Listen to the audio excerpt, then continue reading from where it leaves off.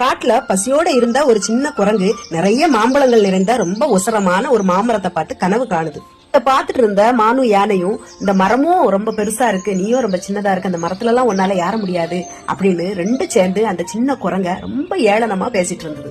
ஆனா அந்த சின்ன குரங்கு, நான் சின்னவன் தான், ஆனா எனது கனவு ரொம்ப பெருசு, நான் கண்டிப்பா இதுல வெற்றி பெறுவேன் அப்படின்னு சொல்லிட்டு அந்த மரத்துல ஏற முயற்சி பண்ணிட்டு இருக்கு. இந்த மரத்துல ஏறும் போது 2-3 நேரம் கீழே விழுந்துருது. ஆனாலும் அதோட தைரியத்தையும் அதோட முயற்சியையும் அது விடவே இல்லை.